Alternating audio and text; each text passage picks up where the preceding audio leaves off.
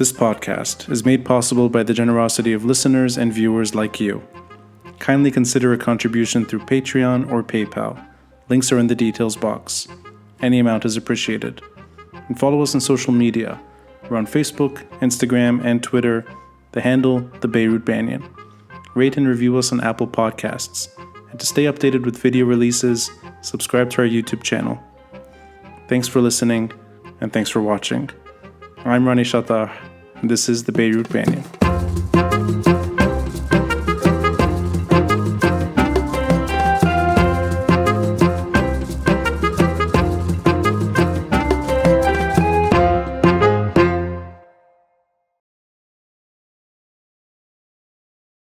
When it comes to corruption, the positive thing that happened since October 17 is the fact that people are more aware of what's going on. At first, it was pure rage, it was pure anger. The problem wasn't really pinpointed. We didn't know what was wrong, where the issue was mainly. But the more we dove into it, the more we researched, we started figuring out where the issue lies. Most people don't know that when it comes to the legal aspect, we are relatively good. The evaluation of all international institutions that studies corruption and the legal framework to fight corruption rate us relatively well. For example, the FATF, which is one of the most renowned anti-corruption organizations, rate us as highly compliant when it comes to legal text we have. So the problem with the people in charge is that they're trying to clean the mess they made to work on public opinion, and the only way they have to practically convince the people that they're not corrupt is to try to propose new laws, try to fix a broken legal system. They call it a broken legal system, which is actually not true. What's broken is the way they interpret that legal system. Legal system in general, I'm not talking, unfortunately, the problem goes beyond corruption. This applies to the constitution, this applies to all legal matters in Lebanon. Our texts and our laws are relatively good. Our regulations are modern. But the problem is with the people that are trying to enforce and to interpret that regulation. And the good thing is that the crowd and we are more aware of the essence of the problem, and we are not easily fooled anymore by some law drafts that the people in charge and the people that originally caused the problem are trying to propose. You cannot fix the problem if you are the one who caused it originally. When you say text, and that we're actually doing relatively okay, is that, can I just ask you to go a bit deeper there? What does that mean? That, in other words, the text would support a cleaner environment if one existed? So the framework is accurate, but that the incentive is not there? Because I'm curious how that relates to, in terms of just addressing the issue, that you can have great text, but then things don't move forward. And what is that text exactly? Is it really just constitutional lexicon? I mean, what is the text exactly? The text is the law, basically, but it varies from the constitution, which is at the top of the ladder, and it goes down to central bank regulations. Right. Okay. So it's the whole setup is actually, yeah. Okay. Yeah, actually, it's a rough translation from French, and that's why I didn't call it exactly the law. That's why I said it's the text. But practically speaking, we have a perfect framework to fight corruption. We have an excellent framework. Anything we propose, anything we try to change at this stage is just a luxury item. We are trying to buy a Chanel bag while we can't afford food. So let's work on the essentials. We have a good legal framework that is more than sufficient to fight corruption once the will is here, once the will is present. We have excellent ratings, we have excellent laws, and the problem again is with the people trying to enforce and to interpret these laws for their personal interest. is this a first step in at least trying to get the right crowd in? And are we still in the initial stage of this? Because I'm curious whether or not there's any optimism in this discussion, knowing that things are not good. The economy crashed. There's political paralysis. And these are unfulfilled chants and desires. Is there any maneuvering space there, perhaps even long term, that we have the backbone, we have the structure, we just don't have the right crowd? The first step we need to take is basically pinpointing the issue, the main issue.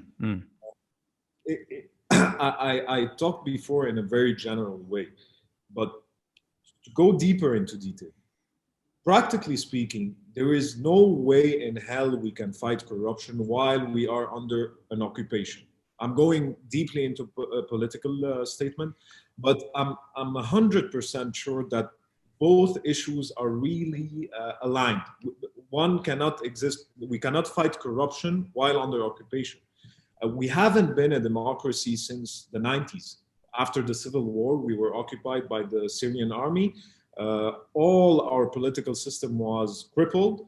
And in 2005, the Syrian army went out and were replaced, just like in a basketball match. You go out, there's a substitution, and the Iranian army or militia came in and took power in Lebanon. That's the first time in every conversation I've had. I've never heard the basketball tag team analogy, so I'll keep that with me. That's it's like your turn.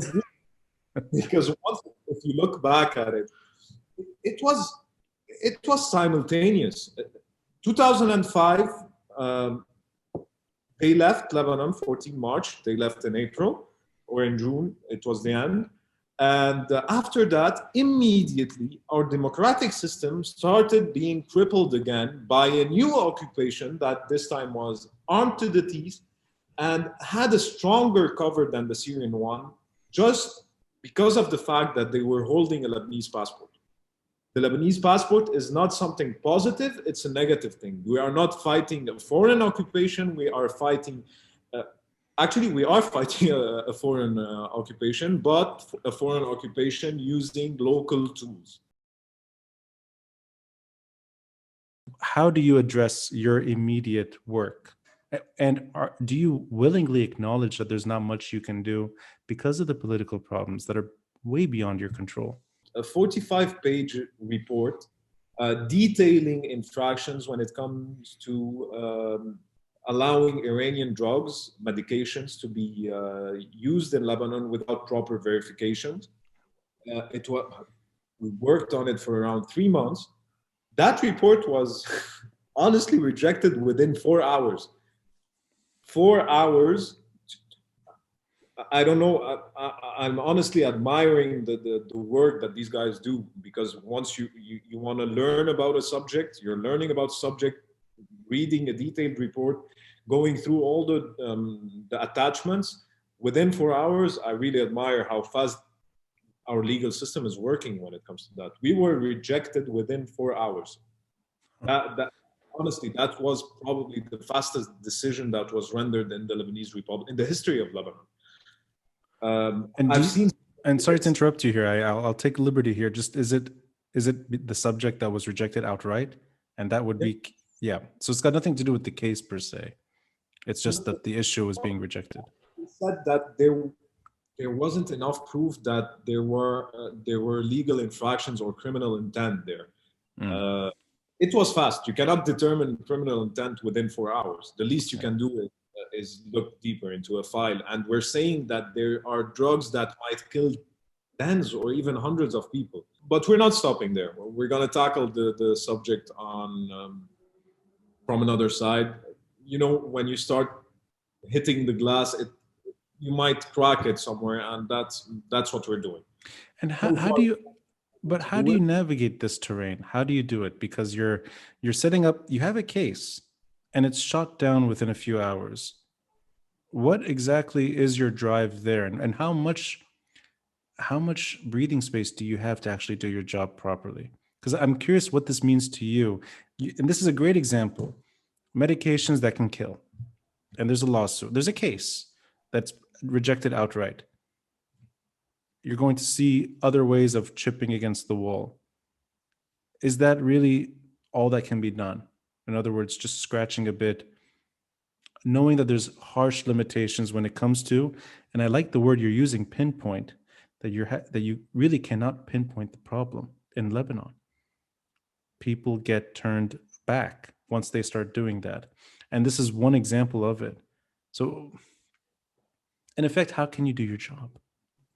People who are in charge recently, who have been in charge since 2010, maybe since basically the 7th of May, after the coup that happened. And since then, we were no longer a democracy. People who were in charge ever since then are sloppy when it comes to corruption. They are sloppy. They are sloppy when it comes to, they don't even try to hide breaking the laws. So that for us makes our job much easier. We don't have to do a lot of research. We just watch TV and see infractions. Right. I'm honestly not joking. It is funny, but I am honestly not joking. We see infractions and corruption on a daily basis on TVs. We don't have to dig deeper. That's how sloppy they are. Unfortunately, we are not being taken seriously by the judicial system.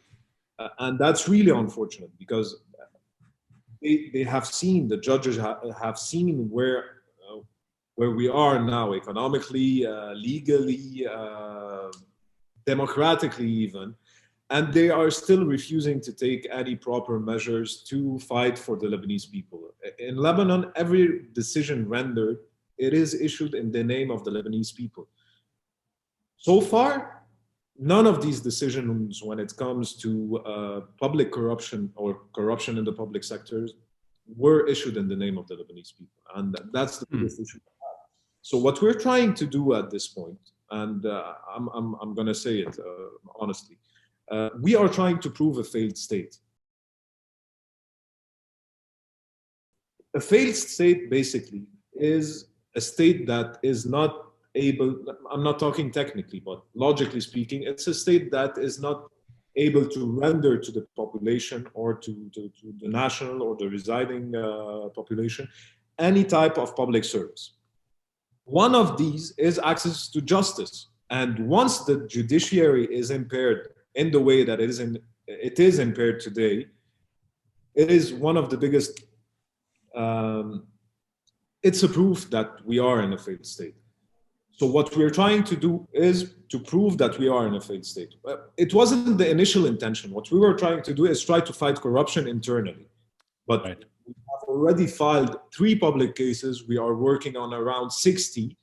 And we know we're not going anywhere. But what we need to prove to the local Lebanese people and to the international community is that our legal system is also occupied. To prove that our legal system is inoperational. So we need your help. We need your help. We are a failed state. It's quite incredible. A lawyer is trying to make the case that he's battling a failed state and trying to prove it. It's almost like this is not the job of a lawyer to prove that the state has failed. The state should not even be discussed in that sense. You should have something to work with, period. Instead, it's almost the roles are flipped. This is this is a crooked state that a lawyer is trying to put behind bars, in a sense. But it's a very, I know it's a huge challenge, and I know you're not the only one vocal about this. But from your side, you're able to you're seeing it in a way that I think predates us. And I'm getting from you that the state has really been dysfunctional for so long that it's almost going back to the 1960s to look for answers. Now, I'll assume that there's very little anyone can do right now. Beyond proving the inevitable, which is true, this is a failed state. But taking that and making it sort of translate into some political power, it seems unlikely at this stage. Is it just a matter of sovereignty at the end of the day? And I know this is maybe going beyond the discussion a bit, but at least when it comes to implementing a state's constitution. And I think that by definition is sovereignty. It's independent decisions, a state's decisions, not an occupier's decisions. Is it there that Lebanon lost its sovereignty? And it trickles down in a way so that somebody like you or anyone trying to push for reform, the decent people within the system, and they exist, that they're unable to do much anyway. They can even reach the halls of power. They can become ministers. They can become even potential prime ministers or even president, whatever. They can make it all the way, yet they're shackled. Is that the core problem, at least when it comes to pinpointing the issue, beyond influence, beyond the usual discussions that we have, that it's just that the state, its sovereignty does not exist, but we pretend it does. And here you have a lawyer trying to prove that the state doesn't exist, or at least doesn't do its job. So am I reading you right there, that sovereignty is the core issue? Honestly, this is the perfect question. And it is within the core of the matters we're discussing when it comes to corruption. Mm-hmm. People have the wrong impression that corruption is one thing and an armed militia or occupation is something else.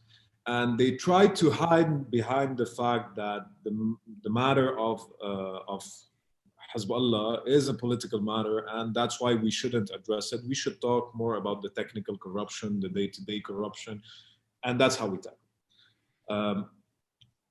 Honestly, my humble point of view is that you cannot fight corruption in a non-democratic state. All studies in the world show that corruption and democracy are linked. So in a democracy, corruption is highly likely to drop. So if we want to talk about that, we go up in the ladder, in the chain of command. High up, the corruption actually exists within the executive branch, the Council of Ministers. Who fights corruption at that level? It's not me and you, it's not the judges, it's not the legal system. It is the parliament who surveys the executive branch. Unfortunately, in Lebanon, all the parliament is included in the executive branch. And that happened after Hezbollah's coup d'etat in 2007 and 2008. Before that, there was an attempt for a majority to govern, and that majority to be surveyed by a minority and an opposition. So that tool at a high level is the first tool, is the first cornerstone to fight corruption. And that's something that has been impaired by what they call a government of consensus, by what they call a government of wahda watani. It's not that. It's a government of kharab watani. It's a government. And honestly, you know me, my dad participated in that government. And looking back now, I'm sure he sees it as trusting people he shouldn't have trusted. He sees it as maybe a mistake, but I see it honestly as a mistake because no one can do anything within a government that is not united. You cannot work. You cannot do anything positive. And the negative will be, you will be accused of the negative. So when people say killun yani killun, and everyone means everyone, they are right. They are basically right because everyone participated in these government. And the minutes of the meetings of the government are secret. Right. Yeah. People never know who voted for that or who executed that or who worked for that. Yeah. And going back to the origin of that problem and the government of national consensus, it's Hezbollah who imposed it in 2008 when they all went to Qatar and said from now on, a government should be formed with everybody in it. If everybody's in it, who's surveying it? No one's there. When we talk about that, we're talking about corruption on a higher level that is basically untreatable in that form of governance, in that form of occupation. It's just paralysis. It's not politics, it's paralysis. And that trickles down to rampant corruption, where even decent people take part, or they don't necessarily do much to stop it because they can't. So am I getting that right, that regional politics is the curse, and it's not that people are just born corrupt in Lebanon and are abusing power. It's the regional structure that curtails accountability in Lebanon. Because I'm trying to actually see the direct link to why corruption got worse and worse. And it's easy to say Hezbollah, Hezbollah, Hezbollah, but I'm actually trying to understand it. That is it really just a geopolitical problem that brings out the worst in Lebanon? I don't see it as a geopolitical problem. Oh. I see it as an internal problem, and it's simply an attitude within Lebanon. It's an attitude of arrogance. It's an attitude of simply the fact that we say that laws do not apply to us. It's an attitude of honestly, I'm sorry for my term, not giving a shit about people's opinion. People in 2009, I'm sorry, I don't know if it's PG or not. Maybe you can add it. But rated R, not rated X. Please don't go to X. We can stay at R. Restricted, not not all the way. I stand by it. I stand by it. In 2009, people voted in a certain direction. We voted for a free Lebanon. We voted for an unarmed Lebanon. We basically voted for life. At that, I remember back then, it was part of the campaign. Vote for life. We love life. And after the election, the day after the election, it was a second coup d'etat. Okay, you won the election. I'm sorry, you won the election. We admit defeat, but I'm sorry, you cannot govern alone. We have to take part in the government and have the tilt mu'atib. And any decision we don't like, we cripple it and we stop it. It's the decision of the people. It's an election. You are not fighting Tayyar Mustaqbal or Uwait or whoever it is. You are fighting the will of the Lebanese people who in 2009 decided to vote for a certain movement, and you crippled their decision and their belief by imposing a unity government. Democracy is simple. A majority governs, that majority is elected by the people, and the minority surveys. You, sir, Hezbollah, were a minority after that election. 14 March was a majority after that election. You didn't respect the will of the people. It's an internal issue. It's not geopolitics. You want to take government, you want to control all sectors. It is an internal issue. And it is the biggest obstacle to fighting corruption. Once corruption is not fought at a high level, because in parliament, a member of parliament has two roles, maybe. Legal, drafting laws, and most of all, which is something that is really neglected these days, is surveying the work of the government. So now the people in charge are ironically trying to propose laws and drafts and press conferences talking about their victories with that law or that text or whatever it is. And they are forgetting that no question was asked to a minister. There is a tool they use to question a minister, to question a government, to refuse to give trust. I don't know how to translate it. To refuse to accredit a government or to impose that a government resigns. You can do that as an MP. Members of parliament, when they say we are an opposition from the inside, you cannot be an opposition from the inside without trying to accuse the president, at least, even if you know you're not going to have the proper number, try to impeach the president. Try to impeach him after the August 4th blast. You can start the process. Try to impeach ministers who were robbing the Lebanese people. Try to question ministers, stop their deals. You cannot say I'm an opposition from the inside. How are you an opposition? I'm proposing laws. The government will try to apply these laws. How will they apply it if you are not surveying every move they make? You are not fighting corruption. You are saying I'm an opposition. That's not how opposition functions. Before we go down, this is the road I want to go down with you. The rampant, the port blast is such a horrible yet appropriate example of not being able to hold a government to account, let alone the string of political assassinations And I think we share maybe a bit of baggage here. Thankfully, your father survived an attempted attack. But even then, that case sort of shows just how it's just impossible to hold that group to account. And those individuals are free. So that's the road I want to go down to. But before going down that road, in your limited experience, but I mean, it's probably the years that matter. And the years as the state has sort of eroded to a point that it's collapsing, is there any area on the Lebanese scene where there is respect or some respect for rule of law? It doesn't have to be in the issues that we're describing, but somewhere in the Lebanese scene where a lawyer can do their job accordingly, and the state is there doing the right thing.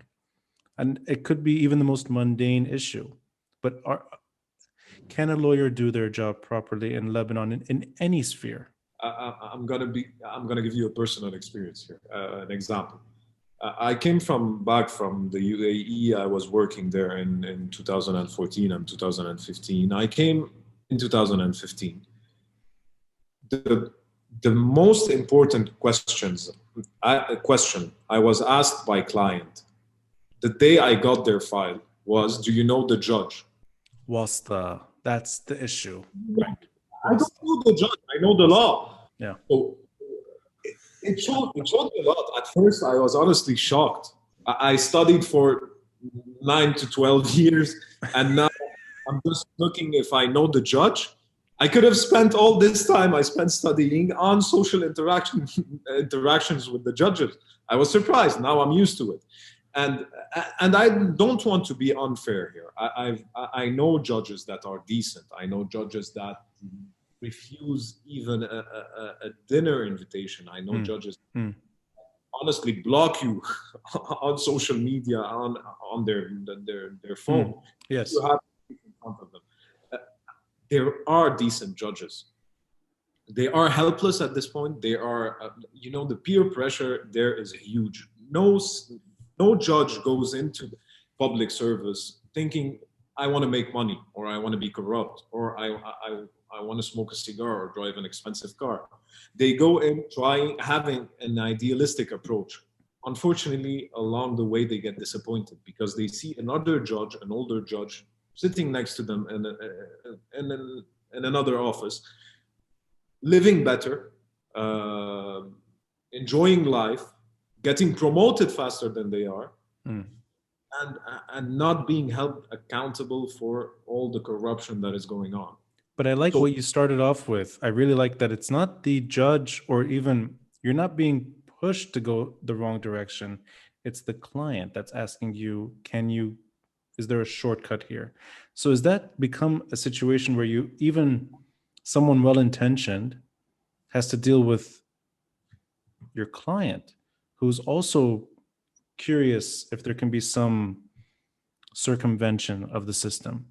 Because I'm really curious if there's anywhere in Lebanon today that this doesn't happen. Wasta is not discussed. The system deals with it, and it's fair. And that's the way it should work. Is there any sector that functions this way? No. I tried to divert the first time to take time and think about it. I couldn't find any sector where that doesn't happen. Again, not everyone is corrupt, but let's go down the chain now. Yeah. Go to acquire legal documents, a simple law degree. Mm-hmm. Let's go that low on the chain. You have to pay the employee to enforce the law, to do his job. So no, honestly, it's been a while since I've seen something work properly. I've seen decent employees, I've seen decent judges, but if you don't go to that judge, you can go to a corrupt one. If you don't do your paperwork with that employee, there's another one sitting next to him that will be willing to accept gladly $100 to get you on the fast track. And you're not doing something illegal. He's doing right. Yes, exactly. Right. But he needs an extra payment, greasing the wheels. Yeah. I tried to take my time and think about an example and have an optimistic approach. Couldn't find it. No, but that's actually good that you're saying it this way because it shows that that the problem is out of control. And I know Wasta, you could do a PhD on Wasta. It's this endless series of books maybe on the whole lexicon and the whole meaning of Wasta. But I would assume that this problem goes prior, that this is not a recent phenomenon in Lebanon, that there has been maybe not a culture of corruption, but maybe that this is not born just out of the civil war. And would it be fair to say that this issue is real, it was always there, but that the political problems made it so much worse that now it reflects the worst aspects of Lebanon rather than something that can be managed? And I'm guessing here, I'm guessing in the 1960s, a lawyer did have an easier route in Lebanon, and there was something that they could work with. And the discussions of, can we get this judge to do our favors, may not have been so easy, but it was probably there. Just didn't take a life of its own. Exactly. Talking to older lawyers who practiced law, even during the war, they tell me it's never been as bad as it was today. So we can see a failure. We were not progressing. We were doing very badly when it comes to corruption. And unfortunately, it's because of the lack of, let's call it, awareness. We cannot, unfortunately, our legal system, our political system, our whole political system is based historically on the Za'im. The Za'im who will help me with the wasta. It's not a public servant. A Za'im should be a public servant, not the one who breaks the law for you, not the one who gives you illegal services or the one who employs you illegally. That's the transition that never happened in Lebanon. And that's the cause of I think, all of our problems. Today, when you go campaign in politics and you start campaigning in cities and areas and different areas, the first thing you are asked about is, what can you do for me? What can you do for me? How can I get employed? What services can you give me? And it's a short-term gain. People are looking for a short-term gain, and that's honestly understandable. I don't blame the people for that. But we cannot fight corruption if all the promises of the political class or the members of parliament is that I will get you jobs. I will get you jobs even if the government can't afford jobs and the state cannot afford jobs. Instead of it being, I want you to, I will try to do my best for your son not to ask me that question later on. I want to build this, I want to build something weak. I don't want you to look for your immediate gain. We should look together for a long-term gain. So I think that's the main issue. That's the essence of the problem. So Zama, in the old days, could not exactly get away with everything. That the state curtailed what turned into a stateless, lawless, if you will, situation where these people have free reign to not even necessarily abuse the law, but even create the law on their terms, where what they want is the law, so to speak, in any given moment. But going back to the 60s, or maybe even earlier, that the state was able to counter that to a point. But now we don't have that institution to do so. Because I'm trying to understand just how bad it got, why it got to this point, and why there's very little maneuvering space for improvement. But if we want to go back in time a bit, why couldn't the Zoama or public servants act the way they are acting now back in the 60s?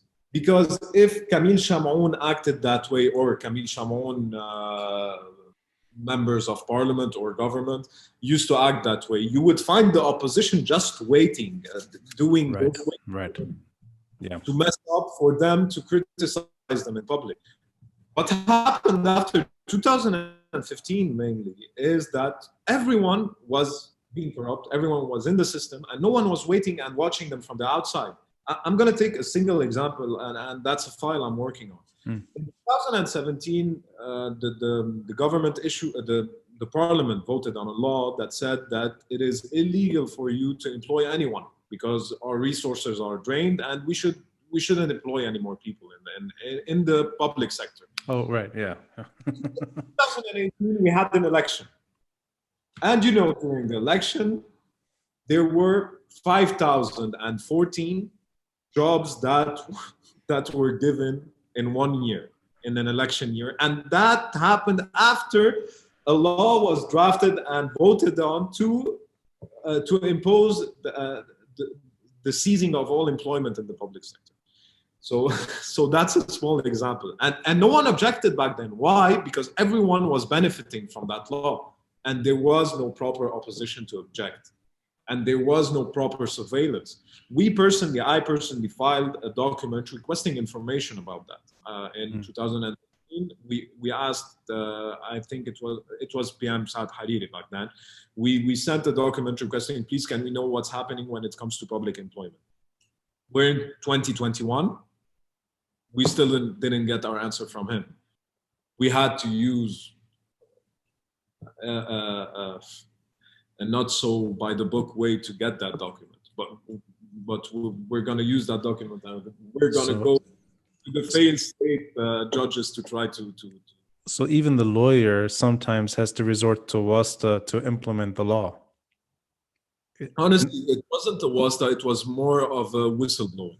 It was more whistleblowing. So instead of employees going to judges who, in the eyes of these employees, are probably corrupt, they came to us, gave us documentation, told us something really messed up happened here, and we are going to use these documents and we're going to make it public. Even if now we know that we cannot count on 70% of the judges in Lebanon, we are going to file a lawsuit. We are going to keep hammered. We are going to hammer the glass until a crack comes out. So, but I like it's almost setting the stage for the future. And I like that you're referencing an opposition over time. Let's assume that there is momentum now that is unusual, and this is perhaps more political, but that there are opposition parties that are forming. They may not make it, but the discussions are there. Some of them have names, some of them are still ideas, some of them are actual parties in the making, and they're on TV at times. A lot of them are familiar faces that have rebranded themselves, but nonetheless, there is something like an opposition stemming from the protest movement that is not part of the paralysis per se. I think it's trying, at least, to behave like an opposition the way you're describing it. From your side, what advice would you give to that opposition group now that's on the same page, that wants a state that they can hold to account, that wants to move away from this nightmare that we're living in? And you're one person chipping, but how could a party do so today? And I know this is a bit hypothetical, but let's assume that some MPs do make it in and you have new voices, opposition voices. How much leverage do they have to actually pressure the state to do its job properly? When it comes to opposition at this point, it's not an internal opposition. They don't have the access that MPs have to information. They don't have the powers that MPs have. We don't have the powers that MPs have. Right. Yeah. So we cannot do much at this point. There is an election. The thing we should learn from past experiences is that we cannot go into power meaning executive branch, with people holding a gun or pointing a gun to our heads. And we cannot go into an executive branch with our political adversaries. We have different electoral campaign programs. We cannot have the same executive branch. It should be a unified executive branch, and we should face them from the outside.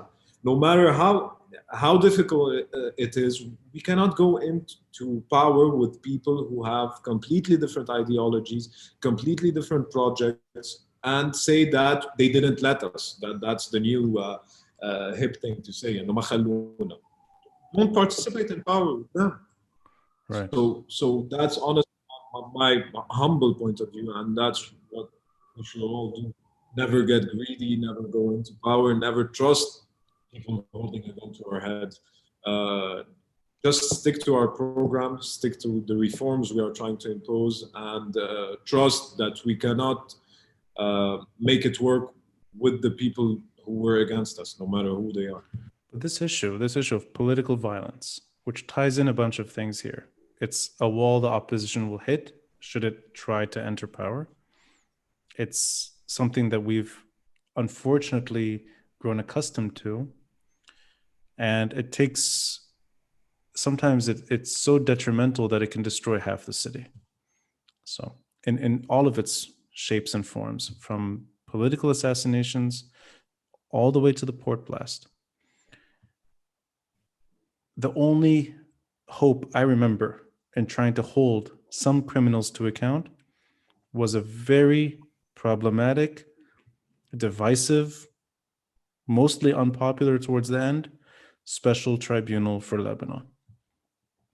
That is not the Lebanese legal system on its own trying to do the right thing. That's an international mechanism with a Lebanese component, but in The Hague. And also, the political climate always made it a hard sell, and a lot of perhaps propaganda against it that eventually turned it, I think, into almost a footnote towards the end, that the verdict happened, a name was given to us, a report is there, but it happens after the port blast. There's no real appetite, I think, for really celebrating that verdict. Yet, that's the only time I remember where there was some accountability, even when those criminals are not in jail, even when that one name given to us is living free, not in prison. Would it take another massive undertaking to address everything that we've seen? Because I don't sense, and you tell me if you feel the same way or if you don't, that there's going to be any justice to the port blast, at least if it comes from within Lebanon. I don't see it on the horizon. I don't think that there might be justice with all the political assassinations that came before the port blast, let alone the port blast, because what we are addressing at this point when it comes to the port blast is negligence. We are not even tackling who brought in that massive amount of explosives into the port. We are not tackling the rumors or the documented rumors that these materials were used to fabricate bombs for the war in Syria. And I think that Luqman Slim paid the price for raising that issue. Unfortunately, there has been a trend, and I'm honestly deeply saddened to be a lawyer and having to say that, is that I cannot wait for the investigation. I do not trust the investigation. When we were angered after Luqman Slim's assassination, and we started saying it is Hezbollah, and we started voicing that. Other voices, even people opposing Hezbollah, started saying, let's wait for the investigation. We have been waiting since 2005 for an investigation, knowing who benefited the most from the assassination, who had the power and the means to execute them, who was accused directly by a foreign tribunal. What more should we wait for? Is it Israel that came and killed Luqman Slim for us to accuse Hezbollah? We have been accusing Hezbollah since 2005, and nothing happened. We couldn't even make a dent in them. Another assassination would not benefit us. It will make us lose again and again people we love, people who could have saved the country, and people who had new ideas to propose and were vocal about their opposition towards Hezbollah. We will not wait for an investigation. When it comes to an assassination, or even when it comes to the port blast, unfortunately. Because we know who did it, we know who was behind it, we know who benefited. And the weird part is that they used to say, and I remember ever since 2005, what did we gain from all these assassinations? You see where we are today? They didn't gain anything. They didn't gain anything from killing Pierre Jmeil, Gibran Twaini, Samir Asir, Muhammad Shatah, all the people who had plans, even who were vocal about them, who we lost these guys. And we got here because we didn't have these people to fight the proper fight. When Mustaqbal lost most of the leaders and the good people in Tayyar Mustaqbal, they went into bed with Michel Aoun. When we lost people like Gibran Twaini and Samir Asir and George Howie, not Gibran Twaini, Samir Asir and George Howie, the left, or they like to call it the left, went into bed with Hezbollah. Everyone that has gained from this assassination is Hezbollah and the allies of Hezbollah. Why is there no momentum right now for doing the same with the port blast? Killed more, destroyed more, sent hundreds of thousands homeless. I live in an apartment in Majd Harb that's beaten up badly by this blast. A lot of us have injured loved ones. Too many people died, and half the city is scarred from this. It's almost like the city was assassinated as well. So why isn't there momentum to do something similar? The International Tribunal was set once the 14th of March coalition took power, and they were in the executive branch, and they started working on the International Tribunal.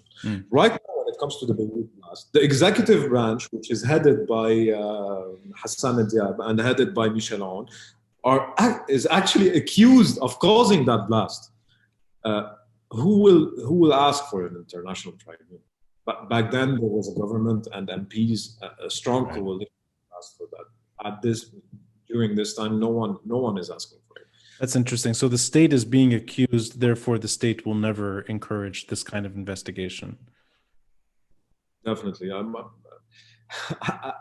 don't see it happening that a person that knew about the material, who has military experience, who has unlimited resources, who met with the customs director on a daily basis.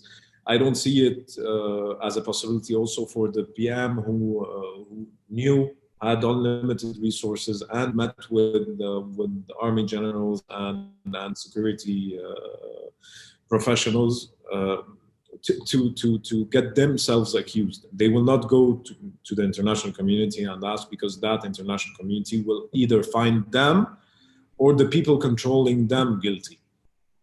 They will be guilty of negligence, or Hezbollah will be guilty, or the Syrians will be guilty for bringing in this material to them. Going back a bit though, is that the ultimate reason if you were to look at hindsight, that we have these national unity governments permanently, that there's always going to be pressure on the state to turn a blind eye and to do, in a way, the worst bidding, whether it's... Yep, sorry, go ahead. I'm sorry. We will not have national unity government if the self-proclaimed opposition will not participate in it.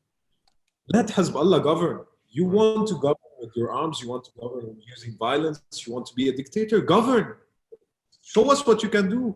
Don't go into to a government and give them an excuse to tell you later on in the media and to tell the Lebanese people, "Ma khalluna," they didn't let us work. Let them work. Let's see what they can do. The people will have someone to blame. Right now, the people have everyone to blame, and yet no one, because everyone participated in the government. Let them govern, so that the people at the end of the day will blame them for the failure of the state, will blame them for the failure of the economy, and will blame them for us not being a democracy. The opposition will start gaining ground on the ground with the people, and that's how a second revolution will happen. And that's how in all the history of the world, people gained independence. It's by public opinion. Once the public opinion starts hating and despising the people, not the people, the foreign power occupying them. That's how you gain independence. Let them govern. Let them show us what they can do. Stop looking for a deal in the telecom sector, Saad Al-Hariri. Stop looking for a deal of future presidency, Samir Jazar. Stop looking for whatever it is you're looking for. Let them govern. Let them govern. Let them show us what they can do. I like what you said earlier, everyone and no one to blame. And I think that's taking the highest and lowest strands of killun yani killun. Everyone is to blame, yet no one is held to account. I want to talk about your relationship with your father.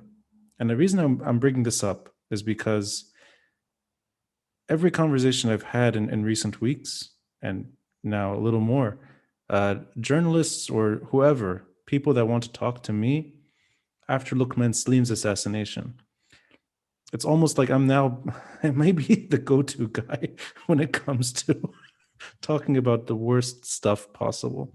I get calls. I answer them regularly, talking about the string of successful and attempted assassinations.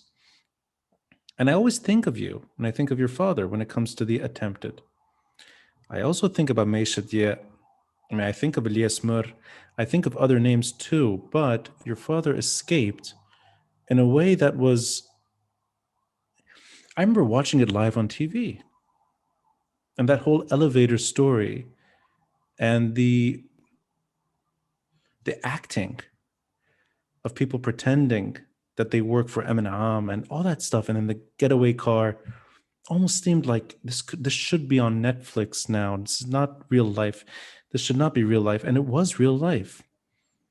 And I vaguely remember this, overhearing a conversation my father and your father were having on the phone. And I remember sort of in the background that this story was huge. And then it kind of settled to a point that people are like, well, this man made it, so it's not going to be that big of a deal. And I thought this was terrible then, that Lebanon has grown so accustomed to a political assassination that when somebody miraculously is spared, so, well, nothing happened. Or the bullets that were shot at Samir Jaja, well, they missed him. Meishadiyeh is disfigured, but she can still talk and walk. It's almost like the bar is so low. Marwan Ahmedi was put back together. That's not normal. And I'm curious in a psychological way, how do you cope with that? And I know it's an unfair question because I'm putting you on the spot, and I'm also maybe leaving the conversation to more emotional, psychological terrain. But this is really about accountability. At the end of the day, you want the group that tried to kill your father to go to jail just as much as I want the group that killed my father. I want them in jail too. So there's a common thread here. And I'd love to know if this made you reconsider, in a way, your relationship in any way to Lebanon, or for that matter, maybe your own professional career, that you see maybe justice and law and these things part of you as well, beyond just being a family sort of career, beyond pursuing your father's goals. I mean it just for you, how this impacted you individually, professionally. Okay, well, when it comes to trusting the legal system, it's very difficult to trust the legal system once you have seen people you love get blown up to pieces and or almost get blown up to pieces, and nothing has happened on a legal level.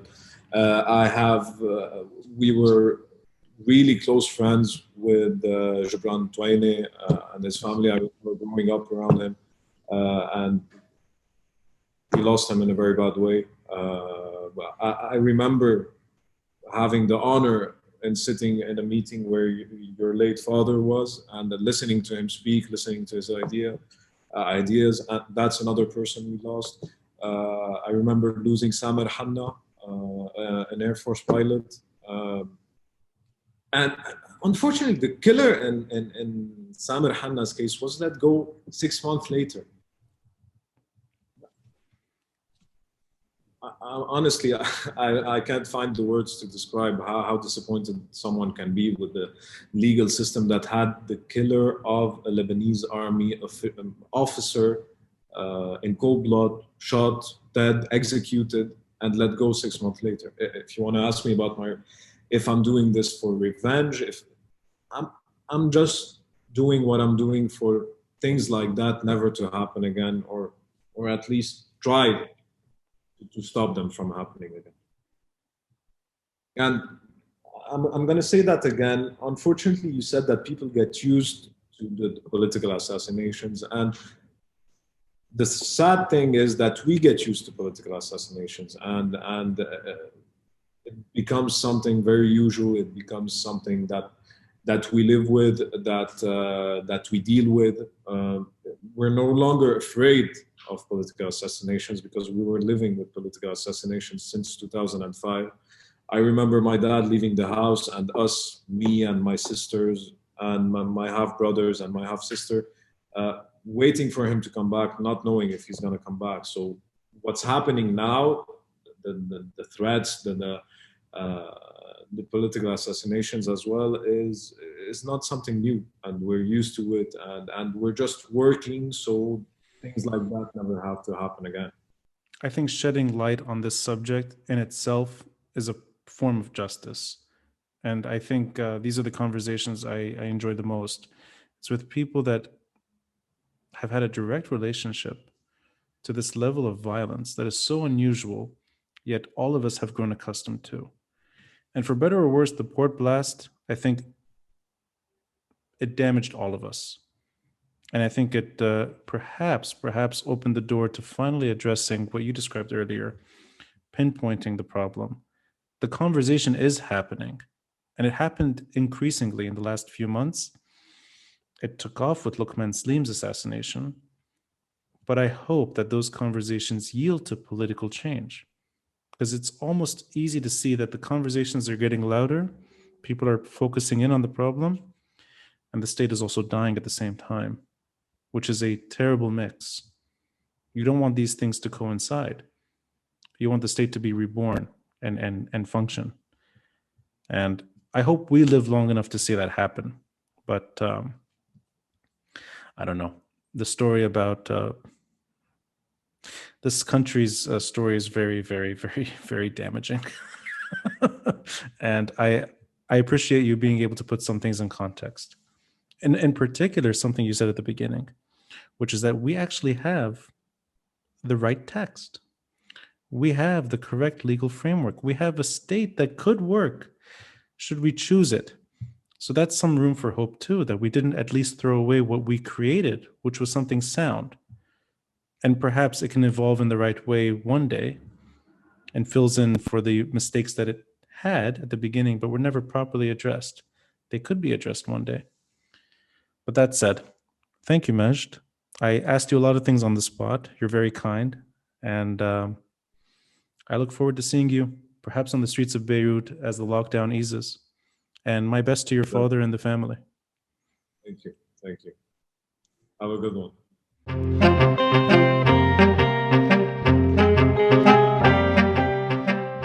Thanks for listening and watching. And a friendly reminder to support this podcast by contributing through Patreon or PayPal. All links are in the details box. Until next time, I'm Rani Shattah, and this is the Beirut Banyan.